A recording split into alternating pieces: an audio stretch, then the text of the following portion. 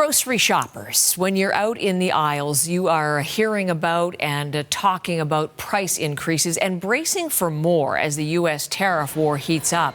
Labos recently confirmed it will be raising prices on items as soon as they're hit with tariffs. The company calls the measures inflationary and a tax on consumers, and it's working with government to exempt key products, but says higher prices are unavoidable with higher costs on imports. And all of that could have collateral damage, a collateral impact on something we're going to talk about this morning with Dr. Christopher Labos, who, of course, is an epidemiologist and cardiologist in Montreal and our guest on this Monday. It's good to see you, Dr. Labos. Welcome back. Thank you. Dr. Labos has written a piece, a very timely piece that appears in the Montreal Gazette tomorrow about the health impacts of the Trump tariffs. And we're going to spend some time going over what you've written about, Dr. Labos. I really appreciate it. Your piece begins this way: an unintended impact of the tariff war with the U.S. could be on our health. Tariffs, as I was just talking about, they're expected to increase the price of food. What is your concern, medically speaking?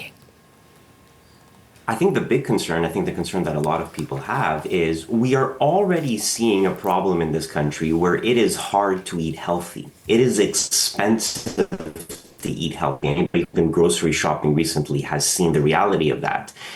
We live in a world where junk food is cheaper than healthy food.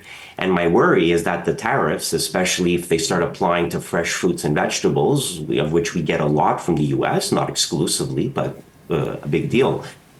If those start to become even more expensive, it is going to make healthy food essentially unaffordable for a large segment of the Canadian population. And that's going to have very negative impacts on our health, because we talk about the importance of being healthy and eating healthy and having healthy lifestyle factors.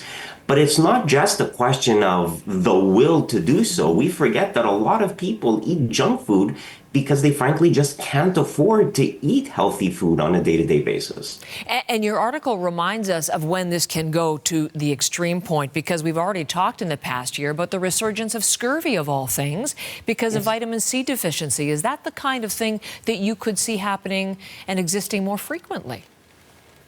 Yeah, and I think it's going to shock a lot of people to know that we are seeing cases of scurvy. And, we are not 18th century British sailors fighting Napoleon. Like, there is no reason why a Canadian in this day and age should be suffering from scurvy. So people who don't know what scurvy is a disease that you get when you have vitamin C deficiency. And it was very common amongst British sailors because they were out at sea for months eating nothing but hardtack without any access to fresh fruits and vegetables. And the problem was resolved famously when the British Navy started giving out lime juice, or putting lime juice in the beer that they would give to their sailors. You do not get scurvy if you have access to fresh fruits and vegetables, citrus fruits that have vitamin C in it. So the fact that we are seeing scurvy means that there are people out there that just cannot or are not eating an adequate amount of fruit. And if we're going to get to the point where fruit becomes too expensive and inaccessible to people, we might, in a very extreme case, start seeing cases like scurvy, which is almost unthinkable. Now, the less extreme case is just as bad, that when people are eating unhealthy food, we're going to see more heart disease and more cancer, more of these chronic diseases that are out there. And, we often talk about the importance of lifestyle factors. Well, this is where the rubber hits the road. We have to make sure that it's not just about educating people about the importance of eating healthy. It's making sure that once we educate them, they actually have the economic power to go to the grocery store and buy that food. And let's talk about economic power, because, again, in your piece, you make the point your socioeconomic status is a major predictor of health outcomes. We already know that. So that reality could be exacerbated in a situation where food prices are going up and up. So what that signals, does it not, Dr. Labos, is those who are lower socioeconomic status, those who are more vulnerable, those Canadians could be disproportionately affected in this tariff war.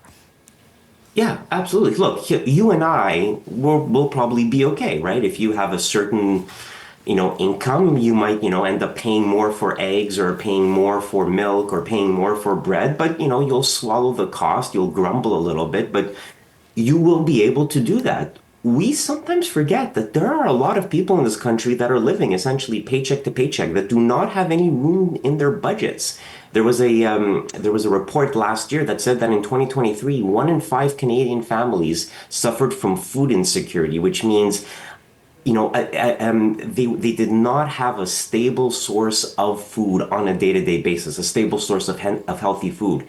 If 1 in 5 Canadian families is suffering from food insecurity in this country, that's a problem, and that's something that could only get worse because a lot of people might be fine, but they don't have that much wiggle room in their budgets. And if this tariff war really increases prices, and if it drags on for an extended period of time, a lot of people at the lower socioeconomic status might actually start suffering quite a bit. And if that indeed is the problem, what are the solutions that you would propose to policymakers? We need an immediate term ideas here. So the problem of high food prices is not a new one. It's been going on for a while. The tariffs have the very real potential to make it worse. But globally speaking, there's two sorts of ways that you can approach this problem if you want to nudge people towards healthier food. You either make the junk food more expensive or you make the healthier food less expensive. So you make the junk food more expensive with something like a sugar tax. And so other jurisdictions have tried this. Philadelphia, most notably, has done research on this. And sugar taxes are effective in the same way that tobacco taxes and alcohol taxes are effective. They drive people away from the junk food towards the healthier food. The problem with sugar taxes, while it's good in that they increase government revenue, they are themselves inherently inflationary in that they raise prices to try to minimize the price differential, right, but they don't solve the underlying problem of everything being too expensive. The other way is some sort of subsidy program, either to farmers or to consumers, to bring down the cost of food. And there are various examples of this in both Canada and in the US. The SNAP program in the US is a famous example, where you can subsidize people to go out and get healthy food if they are on a fixed income. So it's not as if we need new solutions. These programs exist. We just have to fund them and expand them and realize that we're getting into a situation where this is not so much the exception, but becoming increasingly the rule for a very large segment of our population.